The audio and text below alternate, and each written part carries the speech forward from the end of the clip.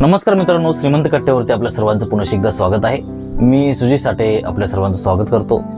कसं माहिती आहे का, सतत आपल्या प्रत्येकाला एक गोष्ट वाटत असते की जी साधी माणसं असतात ना, त्यांना त्रास का होतो। कारण त्यांचं आचरण शुद्ध असतं, ते कोणाला धोका देत नाहीत, त्यांच्या आयुष्यामध्ये प्रामाणिकपणा असतो, तरी पण ते लोक आयुष्यामध्ये महाग असतात, समाजाच्या जास्त पुढे नसतात। आता तुम्ही वारीचंच उदाहरण घेतलं असेल, जे लोक महिनाभर चालत आलेत त्यांना कोण विचारत सुद्धा नाहीये, पण जे पण सेलिब्रिटी लोक आहेत ते एक दिवसही चालले नाहीयेत किंवा त्यांचा आणि त्या वारीचा काहीही संबंध नाहीये, तरी पण त्यांना जास्त हायलाइट केलं जातंय, न्यूजवरती दाखवलं जातंय। म्हणजे जी सामान्य माणसं आहेत ना, त्यांना कोण विचारतच नाही, पण जे लोक फेमस आहेत अशा लोकांना सगळी दुनिया लक्षात ठेवत असते। आणि हा प्रश्न प्रत्येकाला पडत असतो की जी गरीब लोक आहेत किंवा जी साधे लोक आहेत ते मागे का राहतात। आपण त्यांना कमजोर समजत असतो, मागास समजत असतो, पण ऍक्च्युअल मध्ये तसं नसतं। मागच्या 2-3 दिवसाखाली मी एक चित्रपट पाहत होतो हिंदी मीडियम, आणि तो चित्रपट पाहत असताना मला एक गोष्ट खूप चांगल्या रीतीने क्लिअर झाली। एक जो व्यक्ती असतो, जो करोडपती असतो, आणि त्याच्या मुलीला ऍडमिशन घेण्यासाठी तो गरीब होतो, अतिशय गरीब होतो आणि झोपडपट्टीत राहायला लागतो। त्याला झोपडपट्टीचं ज पण माहित नसतं, पण तो झोपडपट्टीमध्ये जातो, राहायला लागतो, तिथल्या लोकांसोबत तो सामावून घेण्याचा प्रयत्न करतो, पण ते होत नाही त्याच्याकडून। त्याला ती गरिबी शिकण्यासाठी बरेच दिवस जातात। त्या लोकांचं आयुष्य बघून त्याला खूप वाईट वाटायला लागतं, वेदना व्हायला लागतात, कारण हे शक्यच नाही अशा पद्धतीचं जगणं, असं त्याला वाटायला लागतं। तरी पण तो मुलीच्या प्रेमासाठी, तिला ऍडमिशन मिळवून घेण्यासाठी त्या झोपडपट्टी इलाक्यामध्ये जाऊन राहतो। पण ज्यावेळेस तो त्या ठिकाणी जाऊन राहतो ना, त्याला त्या गरीबाकडून जे प्रेम मिळतं ना, त्याच्या उभ्या आयुष्यात त्याला कोणाकडून मिळालेलं नसतं। कारण त्या झोपडपट्टी एरियामध्ये जी काही शेअरिंग आणि केअरिंग असते ती त्याला बघायला मिळते। म्हणजे त्याच्या मुलीला ऍक्च्युअल मध्ये जे नैतिक मूल्य असतात ना, त्या झोपडपट्टीमध्ये शिकायला मिळतात, जी कुठल्याही पुस्तकामध्ये शिकायला मिळत नाहीत त्याला। आणि ज्या व्यक्तीसोबत तो राहत असतो, त्याचा जो शेजारी असतो ना, तो ह्याच्या मुलाला ऍडमिशन मिळावं, ह्याच्याकडे पैसे हवेत म्हणून स्वतःचा जीव धोक्यात घालतो, गाडी चढवत जातो। आणि ज्यावेळेस त्याला हे लक्षात येते, यार लोक आपल्यासाठी जीव द्यायला पण तयार आहेत, हा कुठला मोठा व्यक्ती नाही करू शकत। म्हणजे ही जी गरीब लोक असतात नी आतून श्रीमंत असतात, they are rich from within. आणि महत्वाचं म्हणजे ना, नंतर ज्यावेळेस ते ऍडमिशन प्रक्रिया होते, ज्यावेळेस हा जो मोठा माणूस असतो त्याच्या मुलीला ऍडमिशन भेटतं आणि ती शाळेत जायला लागते ना, मग काही प्रसंगानुसार त्या दोस्ताची आणि ह्या व्यक्तीची भेट होते। आणि ज्यावेळेस त्याला लक्षात येते की हा व्यक्ती खूप श्रीमंत आहे, फक्त ऍडमिशन साठी तो गरीब झाला होता, आपल्याशी खोटं बोलला, आपल्या भावनांशी खेळला, आपला येऊन त्यानं फायदा घेतला। ज्यावेळेस त्याला ते समजतं ना, त्याला खूप प्रचंड वाईट वाटतं, तो रडतो, कारण तो ऍक्च्युअल मध्ये गरीब असतो। त्याच्या मुलाला जे सीट मिळालेलं नसतं ना, ते ह्या व्यक्तीच्या मुलीला मिळालेलं असतं, आणि त्या गोष्टी त्याला प्रचंड वाईट वाटतं।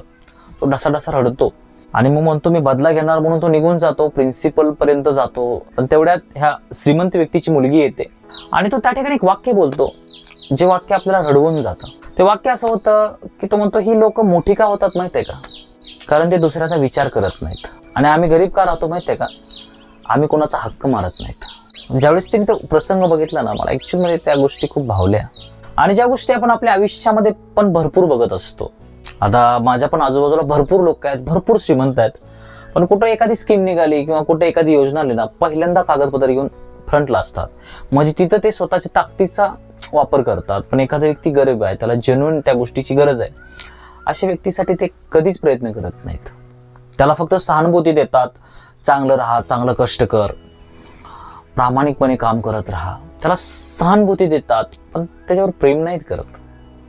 ज्यावेळेस कुठे एखादी गोष्ट मिळायची असेल ना, पहिल्यांदा ते उभं राहतात, पहिल्यांदा माझं भागलं पाहिजे, मला मिळालं पाहिजे, मी मोठा झालो पाहिजे, माझं नाव मोठं झालं पाहिजे, मग बाकीच्यांचा विचार करत असतात ती लोक।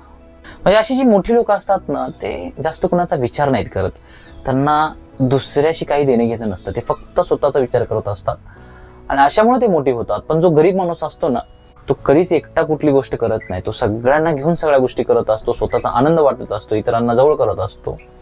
आणि लोक ऍक्च्युअल मध्ये आतून श्रीमंत असतात, त्यांच्या आयुष्यामध्ये ऍक्च्युअल मध्ये आनंद असतो, ह्यांना झोपल्या झोपल्या निवांत झोप लागते, त्यांच्या आयुष्यामध्ये कोणाविषयी द्वेष नसतो, तिरस्कार नसतो, रोज जाऊन काम करणं, आलेल्या पैशात उदरनिर्वाह करणं, असं त्यांची दैनंदिनी असते। त्यामुळे आपण कुठल्या व्यक्तीच्या पाठीमागे जातोय, कुणाला फॉलो करतोय, या गोष्टीचा विचार करणं खूप गरजेचं आहे।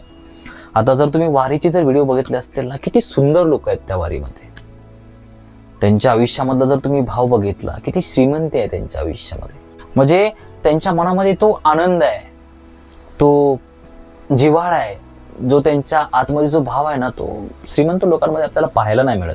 जर खरं सांगायचं ना, इंदुरीकर महाराजांचे जर तुम्ही कीर्तन ऐकले ना, तर त्या गोष्टींबद्दल खूप परगडपणे बोलतात. ते दोन्ही गोष्टींची दरी दाखवण्याचा ते प्रयत्न करत असतात. पण मुद्दा काय माहिती आहे का, आपण जे खोट्या गोष्टी आहेत ना तिकडे जास्त आकर्षिले जातो, कारण त्यामध्ये आकर्षण असतं.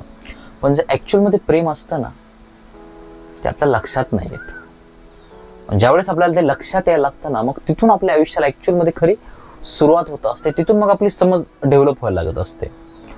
पण बऱ्याच अंशी आपण गरीब लोकांना मागास समजतो, त्यांचा फायदा उचलतो, त्यांच्या हक्काच्या गोष्टी आपण ओरबाडून घेण्याचा प्रयत्न करतो. त्यांचं वाटोळ झालं तर त्यांना फक्त सहानुभूती दाखवतो, त्याच्या पलीकडे आपण काहीच करत नाहीत. त्यामुळे ह्या गोष्टींचा विचार करणं खूप महत्वाचं आहे. मागच्या काही दिवसांखाली मी एका संस्थेमध्ये गेलो होतो. तिथल्या एका मुलाला मी कविता माझी सादर करून दाखवली होती आणि त्यांना ती इतकी आवडली ना, खूप प्रचंड आवडली.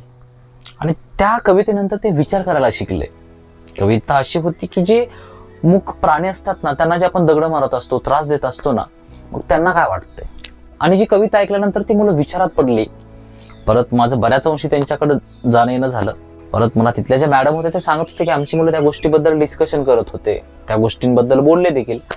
आणि मला वाटतं की हे खूप महत्वाचं असतं आपल्या आयुष्यामध्ये, की आपण विचार करायला शिकणं. त्याच्याशिवाय आपल्यामध्ये ती संवेदनशीलता, ती संवेदना निर्माण होणार नाही आणि आपण ऍक्च्युअल मध्ये आयुष्यामध्ये माणूस म्हणून कधी जगणार नाही. त्यामुळे ह्या गोष्टी समजून घेणं खूप महत्वाचं असतं, एवढं सांगू इच्छितो. आय होप की आज माझ्याकडून तुम्हाला बऱ्यापैकी ऐकायला मिळालं असेल. जर व्हिडिओ आवडला असेल तर व्हिडिओ लाईक करा, शेअर करा. तुमच्या काय प्रतिक्रिया असतील ना, तर त्या मला कमेंट बॉक्समध्ये मला नक्की सांगा. आणि अजून देखील चॅनलला सबस्क्राईब केलं नसेल तर नक्की करा. Thank you so much for watching this video. God bless you. Bye.